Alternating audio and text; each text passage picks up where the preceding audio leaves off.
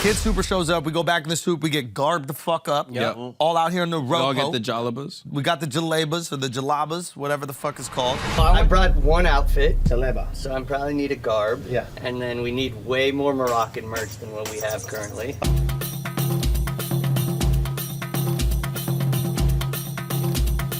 Whichever one you have 6 of. How much is he asking for? Whatever it is, he'll pay more. What's your price? Your price, not my price. Ah, très bien. Ça coûte combien? 350. Non, non, 500. Ok, c'est bon. Wait, hold on. Wait. And he's the best tipper in the game, you don't know? 350, but we'll pay 500 per because Morocco. I did say more because he's the best tipper in the game. Wow. Yeah. What's going on right now? I was working with them. I was on their side. I was actually trying to destroy Dove because I don't want him to save any money and make him feel good about himself. Played yourself. Did I play myself? You're the best though. How much? And 425, is good? 300 is on 300 for good luck. Okay, well no, I'm supposed to go under. Sorry. 200. We're already wearing it. I don't think we have much leverage. 250. I'll show you leverage. Please, please. No, don't beg. Don't beg. No. How much? Yesterday it was 100 each. Well done. 2 of them. Yeah. 200. No, my friend. Normal, I will start with you for 400 to find the 3. I got it yesterday for 100. I go to the other guy. It's okay. It's okay. Schulz walked away. We didn't think it was gonna happen, and then the guy said, "Sir, For the good luck. for the good luck." Oh, hey! This is how it's done. We make good business. Yeah. Not good. Good business if you give me $100 for this too. I will see others. Oh, my friend, you're famous. Oh my God. Oh my God.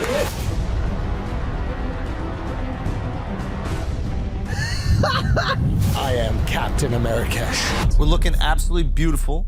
Mark calls me Captain of Marrakech. I thought that was a great pun. That's great. That's you, bro. We all go out to watch the game. Torrential downpour. Yeah. Yes. I mean, It's never rained in Morocco in the history Wild of windy. the country. never one time has it rained. Never. I thought it was a desert. It was, and it wind, ridiculous, snakes flying everywhere, monkeys going fucking crazy. It's like Wizard of Oz. Wizard of Oz-esque Yeah. winds. Like Jumanji. Joe, and we had booked seats. It's this huge outdoor plaza. There's one little balcony thing where you can get seats. We found front row seats on the balcony. We're gonna watch the Also, game. front row seats to what though? To the plaza. But where's the game? Where's the It's on a projector. on the other side of the square, this big. Come on, son. Thought It's about football, that son. when they were talking about it, I was like, yo, we gonna be kind of far from this Yeah, shit. right? I thought that shit, I was like, nah, let me not ruffle feathers. But I should have said something. We get Well, out there. we got fucked on that one. Yeah. Now we got fucked. No, we had a backup option, which you wanted, so you can get an overhead view to shoot if there were 40,000 people in the square. That's also true. It was good planning until All producing, hurricane. having a backup. Yeah. But where did we end up watching it? Right in front of the giant screen. But listen, so we go watch the game, torrential downpours. Second half, it miraculously stops raining. Yep. Morocco is playing absolutely Unbelievable. unbelievable. Losing 1-0. But kind still, of a lucky goal. lucky ass goal 6 minutes into the game. Whatever. The people in the square start to fill in. Yeah. The energy in the square is crazy. Everyone watching it, all over. Dominating. Yeah. This right side of the ball, this guy Hakimi, God bless him, Yeah. Hakimi. So good. So fucking good. I mean, they got everybody on lock. Yep. Great shots on goal, nonstop. Shots on goal, shots on goal, shots on goal. Cannot convert. Mark, what the fuck happened? I don't know. Morocco was playing out of their minds. Amazing game. Outplayed France. I think one of the first times the African team made it to the semifinals. The first one that yeah. made it. The first Arab country to make, well, Arab? I don't know what you Arab call it. nation is what I heard. Berbers. They're Berbers. They're Berbers. Moroccans like to be called African, North African. Well, the first North African and the first Maghreb. Muslim country. First Maghrebis, that's for sure. Facts. Maghreb. Dima Maghreb. My point is, we went there for this underdog story. It did not end up happening. And if every time you followed an underdog, they succeeded, then they wouldn't be underdogs, would they? Yeah. No. But we're going to keep following these fucking underdogs. We're going to keep rooting for the impossible because it is so sensational and the energy is amazing around it. And I'm really glad that we went. It sucks that we didn't get the exact result. Yeah. But maybe it's not about the result. It's about the friends you make along the way. There you go. It's about the journey, Al. That was beautiful. The adventure. It's about the adventure, man. We out here for the adventure. You know what I'm saying? Hey, Dove. Dove, let's do a shot, Dove. Dove, can we do a little shot ski? Come on. Come on. Shouts to Jaeger. Yo. Also, I do want to say this, right? Because, listen. This is, hold on one second. Oh, shit. Fuck. Come on, bro. My bad. Okay, I do want to say this shit because we've had Jaeger here on the podcast. You've never seen Jaeger, displayed like that. And we were talking to Jaeger, right? And they were saying that they want to do some stuff with us. Now, Jaeger sponsored this adventure that we went on to in Morocco. They've actually asked me not to say that they did, but I do want to talk about why it's important that we say what they did. They really just wanted this to be organic. They want to just put the fucking bottle right there. And what I'm doing right now might breach contract, but we'll work on that with them. But what I think it's really important because when we were talking to Jaeger, and Colm KidSuper is sponsored by Jaeger. And he was the one who was like, yo, you got to see these guys. They have this crazy idea. They want to go to Qatar, et cetera. I've never worked with a company that has given so much creative wiggle room and control to myself or our group before. Literally the day of, we don't even have it confirmed. Yeah. We switched the plans. Yeah. Originally, we were just going to do a watch party here. Yeah. And they wanted to sponsor it. And we literally said to them, yo, we got a crazy idea. We want to go on adventures. That's what the fuck this podcast is about. We like taking, not fuck that, but we would like taking these moments to go have these incredible experiences. And we want to switch it from a live stream. We want to go to fucking Morocco. Are you down to do it? You know how many positions there are on the corporate chain that you have to get, a confirmation from, approval from constantly? Like, they just came back and immediately just said, yeah. Yeah. And I think it's important to point that out because ideally we deliver an incredible product. Ideally you guys, fuck with it. But I loved working with a company that just lets us make cool shit. And I think that we made a way cooler thing. A live stream would have been great. We would have done something awesome. But it's different than going to Africa for 36 fucking hours and being part of this amazing adventure. So generally speaking, I would, just put them here and have the, what is it called when you just have it, product placement? Yeah, do the product placement. But I want to compliment them and their employees and just the people there that like really just are investing in creators. Even like invested, it's like, it was really cool to do these things. And I hope that we have delivered something that blows them away. Yeah. I really do hope that because I want to continue doing these adventures. We're going to continue doing them no matter what. The reality is we were on our way to fucking Morocco, not knowing if they were going to say yes or not. And then we landed, because remember, there's no internet. We're buying these tickets, we're out. And then we don't have on the plane, there's 7 hours where we're like, are we paying for this? You know what I mean? And then landing to that confirmation is just fucking cool. And I just really salute them. I think it's awesome that they do it. And I hope more brands do that. And I hope we can blow these things up in a way that other brands go, hey, maybe we got to let creators create. Yeah. I hope that letting creators create makes the brand more popular, and then other brands start going, hey, let's stop getting in the way. So much red tape and like executives giving notes and shit. It's like, nah, go, have fun. They literally told me not to do this. I just want to point this out right now. So maybe this is the best way to start the relationship. I did the exact thing. They're like, we don't want it to be too forced. We don't want you to ask. Like, we just want to be organic. But I do think that this is the most authentic way to put it. I thought it was so fucking cool that they did this. Yeah. So and the stuff they do with KidSuper is sick too. It's awesome. Like, if you don't know KidSuper, obviously he's like a fashion designer, artist, creative guy in New York, like from New York, and just makes the sickest Super stuff. talent, yeah. And they are sponsoring him to make a space. it's amazing. It's amazing out there in Brooklyn. Matter of fact, if you'd like to know more about KidSuper, look at this. What's up, everybody? It's Captain of Marrakech here in Morocco. Your boy Schulz. We're just in New York doing a podcast, but we're lucky enough to have one of my favorite creatives, one of the great New York creative minds. We got KidSuper, not in the motherfucking building, in the motherfucking Riyadh. And we're out here watching the game together, and I thought that it was only right that we give some of the people at home a little glimpse into the genius that is KidSuper. I'm saying all these great things about him. Please do not be embarrassed when I say it. Make sure you hold that fucking mic up to your mouth. These are our microphones. We are doing it third world. It's third world right now. We're keeping it very third world with our first world cell phones. KidSuper, you're the fucking man. Thank you so much for being out here with us. 3 flights. Right? 3 flights to get here. We call him, he's in Brazil, and we say, we're going to the Morocco-France game in Morocco. Actually, I will give you credit.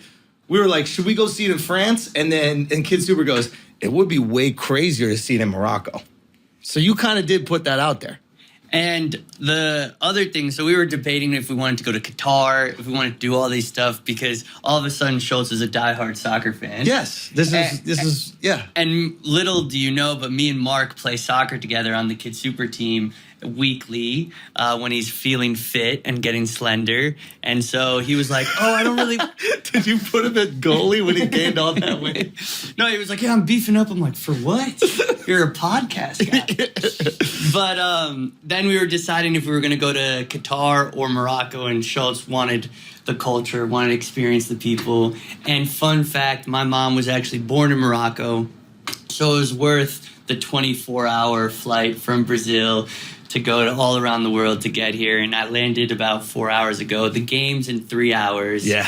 And if Morocco wins, we're the most geniuses of all time. I mean, Morocco's going to win. I'm saying this right now. We don't know what's going to happen. Morocco's going to win. The energy is here. We have the colonized taking out the colonizer. It only makes sense. It is only right. Everyone at home, you might be calling me fucking idiots once you know the actual score, because it's not coming out until next week. But I just wanted to let you know that the positivity, not only is there a storm coming to France, there's a storm here. Like, you feel the energy. Something's going down. We damn near made a fucking side talk video in the middle of the shoot, okay? This guy with like 4 teeth in his whole mouth, looked like a jack-o'-lantern, just started screaming, fuck the French. We probably have to cut that. And I wasn't even there. I wasn't even there yet. He wasn't even there. I wasn't even there yet. Exactly. But we're also all in the exact same outfits. Yes. And We're think ready. What's also good, I mean, on my own personal note, soccer has brought me all across the world. And I know Schulz has just become a diehard soccer fan, but it's amazing that something brings all these different people together. So I was in Brazil because of soccer. Now I'm in Morocco because of soccer. And I'm going to end up in Qatar. Get out of the way of the other cam. Yeah. I'm going to end up in Qatar, which Schulz has, depending on the game today and his wife's situation. It is my wife's. It's not even my situation. It's our anniversary. The final game is our anniversary. We're gonna end up going to the fucking final, aren't we? I'll say it right now. When Morocco wins today, when Morocco wins today, we have to continue to bestow that good luck on Morocco. Because you are the good luck charm. That's what I told them. I wouldn't negotiate in the shuk. I say, listen, the discount you give me is the luck you give to Team Morocco. Which he has a great haggling technique in which he haggles really, really hard and then tips them heavy. Yeah. So I tip them back up to the price that they wanted, more or less. It's like, when white people... But they react so well. They love it. They love it. Yeah, because they brutalize me. That's really what they like about it, yeah. But no, it's catch and release. You know what I mean? Yeah. There's something scientific about it. I play the game, Anyway, I think you're fucking genius. For those people who might not know you just yet, it's so weird to call you a clothing designer. Because... how do I say it? It's like you might hate this, you might love this. Calling you a clothing designer is like calling like Diddy a music producer. Do you know where it's like, I also know you from all these other crazy creative things. I just feel like your creative outlet has been pressed upon clothing, but then I get to see you make animations. I get to see you do cool things. When you did the painting thing, remember? I don't even, I'm going to butcher it by describing it. Just go YouTube. What would you YouTube? KidSuper painting fashion show. But basically I did this fashion show where each look had a painting assigned with it, and I'd painted all the 23 paintings, and the last look was a painting, but she walks out of the painting and it makes for a real... So you see her face in the painting. You're like, oh, I see a human face. That's cool. It's behind a big canvas and a painting, blah, blah, blah. It is whatever. I've maybe seen this before in every Scooby-Doo episode, right? The bad person is in the wall and their eyes are like following you. And then all of a sudden the model walks through the painting and the painting drapes over them and becomes the outfit. It was genius. It took a lot of trial and error. And what was cool was like, there wasn't this crazy machine behind it, or if we hired a production company to do it, I really built the whole thing in like the Brooklyn studio, and we failed a lot. Yeah. So can you tell me about this Brooklyn studio that Mark talks about nonstop? So I built this state-of-the-art fucking studio in Soho. I finally get us out of Brooklyn, think I'm doing this poor kid a favor. and he can't wait to get back to Brooklyn to go to your fucking studio. This is true. This is true. And it is funny because he tried really hard on his studio. What do you mean? I did a good job. You did do a good job. Yeah. The KidSuper has always had a physical space. So before I had a dorm room that I converted into a store that everyone came and was buying out of my dorm room, and then I got kicked out because it was a store. Then I got this space in Brooklyn that was really small, and I lived in the back of a store. Then the top 2 floors moved out, and all my friends moved in, and I owned, in parentheses, this building in Brooklyn. And then we kind of outgrew that, and now we just signed a lease to a 10,000 square foot building. Unbelievable. In Brooklyn, which he's from New York City as well, so he understands how difficult it is to find a space of that size. Yeah. I got it because of COVID, and I've been now trying to make it a magical place with recording studios, storefront, podcast studios. Not for me, for whoever in his team wants, because I don't know if it's safe for me to get on a podcast. But part of it has been with brand sponsorships that have supported it, and one of those being Jägermeister, who we've done countless projects with. Jaeger. What I loved about this is, and I pay attention. I'm not gonna lie, because obviously we have a lot of people who we work with, sponsor the pod, etc. I pay very close attention to brands that seek out true creatives, right? Like not just chasing numbers. Numbers are very important. We got to sell things. That's how the game works. But like seeking out people who are making creative things and like supporting them in that endeavor, because I think those people actually really get the value and equity behind that. And that's, Jägermeister supported me almost 4 years ago when I was really, didn't have the numbers, didn't have Paris Fashion Week, and it was just, they respected how hard I was trying at something, and I respected how hard, like, our first project we worked on, we did a gallery show, and they said, do I want sponsorship? I said, sure. They said, how many people do you think are going to come to your gallery? I said, 100. 1,000 people ended up coming to my painting gallery show, but she came with 10 bartenders, 10 cocktails that are all named after each painting. Yeah. And I was like, what the fuck? You tried so hard. And she was like, what the fuck? 1,000 people came. Yeah. So that was where we started our relationship. And so now, not only it's been amazing for me and growing, and I literally couldn't have done it without brand sponsorships, but also I say, hey, Schulz is a person you actually should support. Yeah. And they, without a doubt, gave you the supported. Like I got this in, 2 days? It was unbelievable. It was so cool. And corporations do not work like this. Yes. I want to be very clear. Corporations do not work like this. And we work with some fucking awesome ones. But for 2 days, for us to go, yeah, we're going to live stream it. And then 2 days later, we go, yeah, I think we might go to Morocco. We got the tickets to go to Morocco the same day we left. Right. So on the plane, we're messaging them. We're like, yo, is it cool if we go to Morocco and watch the game? On the plane, we get the message back, and they're like, give me like half an hour for approval. And we're like, okay. Well, I was texting Jamil. I was like, Jamil didn't come. Jamil said, I'm like, what happens if Jaeger pulls? Can I be honest with you? We didn't have internet on the plane. Yeah. So we didn't know that this was a go until we landed. And no, so hey, shouts to you, Jaeger. We appreciate your commitment. But I love that. And I thought it was cool that they were down. They just wanted to do creative shit. And well, it's also people are behind these brands, which we often forget.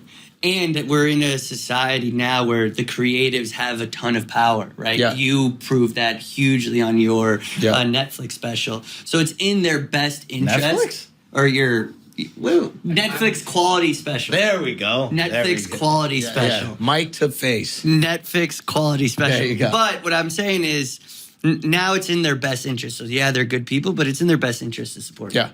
Yeah, it's cool to see. And let you do what you can do because you know better than anyone else. Right. So I think, and now we're in Morocco, so it worked out. That's what good. I'm saying. Like, just let us go on a fucking adventure. I remember when I was talking to them, I was like, listen, let us create those kinds of weekends, those kinds of events. Like, we will make it happen. I know I seem like a lunatic. We just FaceTimed her right now, and we both look like we just came out of the Sahara.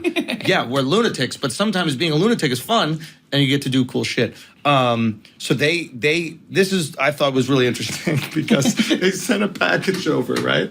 And they sent the package over, and they're the jerseys that you created. Yes. Right? So you did a jersey for Team USA. I did a tracksuit for Team USA. Well, obviously it's World Cup season, and every everyone knows that I'm the biggest soccer fan ever, and New soccer fan. New soccer fan. him. Brand new soccer fan. I just want to be very clear, everybody at home. Brand new. When he plays FIFA, he plays with Real Madrid, Manchester United. Okay, come on. Keep going. Let's see your teams. Atletico Madrid. Okay. You know what I'm saying? Galicia.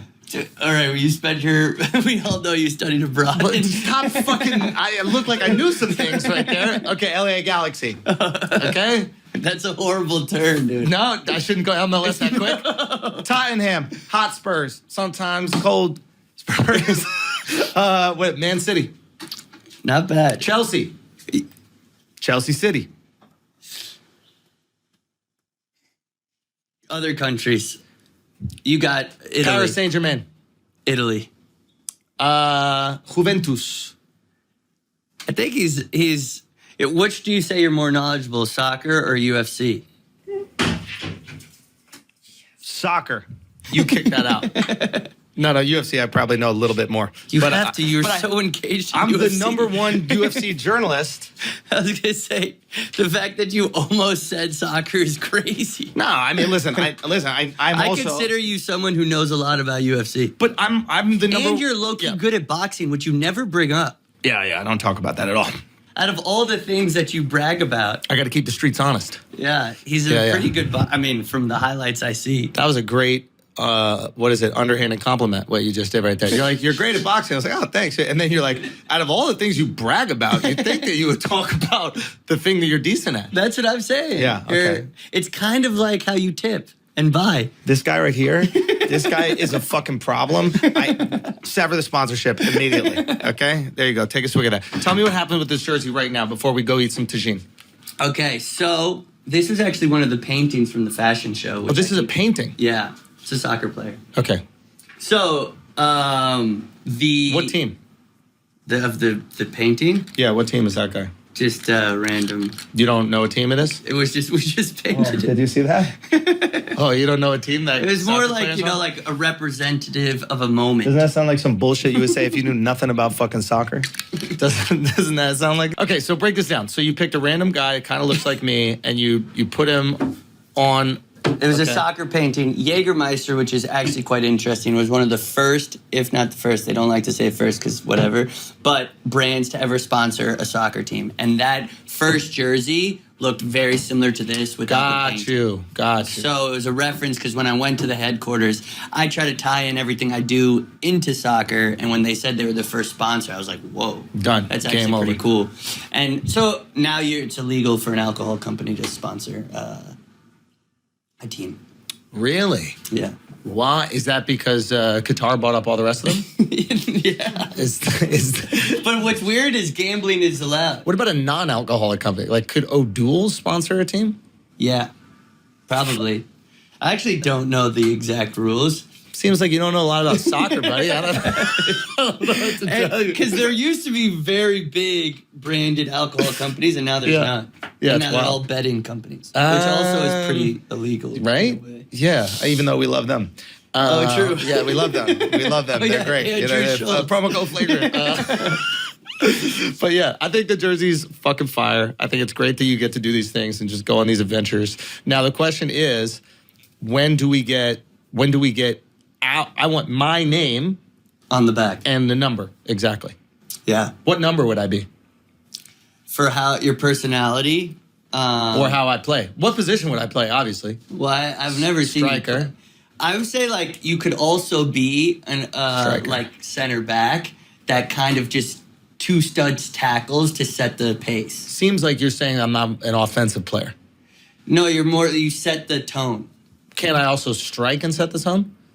Yeah, but that's not as much. Maybe a forward striker. Is But that- also, since you're so good at boxing, I think you're more of like a brute type.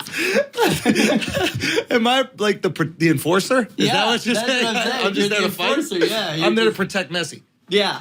Because Messi's little, you're not little. Guy. Okay. So are you more of like let me Yeah, guess you can do me. who you are.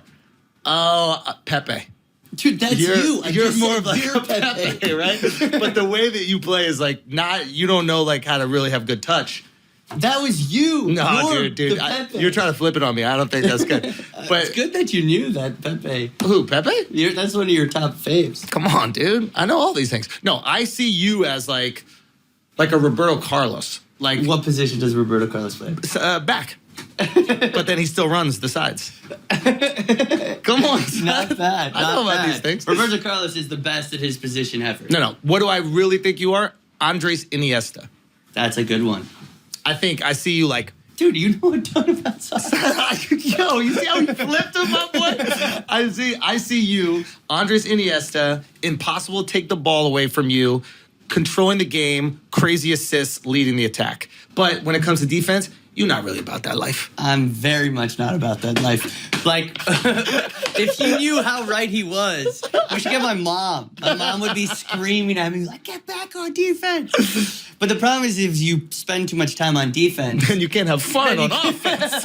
you're just not as, like, energized when you get the ball. But I am that type. I'm more of a little bit more attacking. Yeah. Than Scoring and setting up, or I'm much better setting up. setting up? Yeah, much better passer. So if you had to make a basketball analogy for who you were, I'm pretty bad at basketball, to be honest. what about And like I a don't- John Stockton, the assist king? I know him as just a white White guy? basketball- Yeah, on the dream icon. team? Yeah, just like, all right, that guy. Dude, he was so anonymous. Steve Nash. Well, Steve Nash was a great shooter. Yeah, okay. From distance. But he had a great story about the dream team when they were in Barcelona. He was the only player that could just walk around the streets. Like he goes, I would just go with my family and I'd be wearing the dream team shirt that had my own face on it with the other guys. And people would walk up and have no fucking clue. How big is he? You might be taller than him. I'm probably about the same size. But yeah, I see you. Setting people up. Yeah, Andres Iniesta all day, dude. Who's like a great passer in the modern day that's basketball? Chris Paul. Okay, yeah. Chris Paul. I mean, he's like the ultimate point guard assist guy. And who are you? Who is my comparison? Yeah. Aren't you also okay at basketball? I mean, look, I don't want to brag. No, but who is my comparison be? The problem is I was never a great shooter from distance. You're just close good shooter? I was like what's called mid-range. I was okay, but I could get to the basket. Okay. So I would get to the basket and then dish. I was like an assist guy, but get to the basket and dish. But if I could shoot, man, that would have been a little bit of a game changer. I'm trying to think yeah, this is a fun game. Who is your professional counterpart? Yeah. I like, also, do you know who Modric is? Yeah, I was just for Croatia. Yeah, that's also a little bit. And then there's a player, James Rodriguez. He's Colombian. He was on Real Madrid. He had the greatest World Cup last World Cup. Yeah, it'll play a little That's bit. who you like think. Well, who I want to. Now, Obviously, who is, okay, that's the dream, is Modric? Is the dream? No, or James Modric vibes. Modric is more If you had to defensive. pick an American player. Gio Reyna. Great. Oh, Fire. the son of, Yeah, Claudio. who played, I guess? Yeah, professionally. That's why he grew up all over. But Gio Reyna's actually fire. Yes. The U.S. teams could be really good, and that's what we have to start planning for is the World Cup in 4 years. Yeah, we've been saying the U.S. team is going to be good for about 2 decades now. Yeah, but it's happening. They're all 22. That's true. That's true. They're all going to be. And they're finally not all German.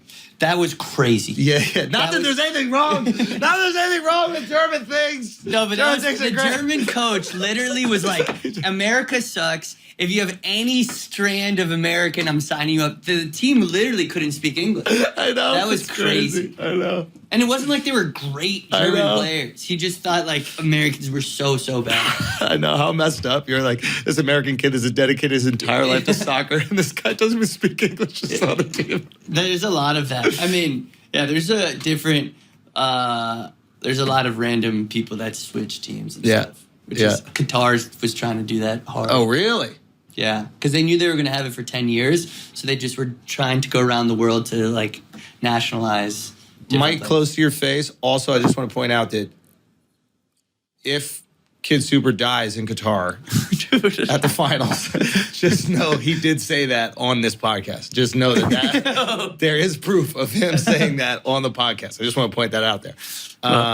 Listen, we have a tagine to get to. We do. And we have a game to support. And we have history to be made. If he said it, if when Morocco we go. wins, his anniversary for 1 year will be in his favorite country in the world. Qatar. We're going to Qatar. I haven't told my wife this yet, but when Morocco wins, the storm is coming, France. When Morocco wins, we're going to Qatar. My wife will probably be in Dubai, reliving some Real Housewives shit, but we will be in Qatar. She likes soccer. Yeah. Isn't she like her dad? Weren't you saying? Oh, no, her dad is a huge fan. He's so happy that I'm here. Okay. Like, he's like, I'm so glad that you... Also, potentially, Schulz will come to Paris. Oh, lock it in. Can we talk about it? Yeah, you can we talk about it? You can't talk about the other thing. Okay.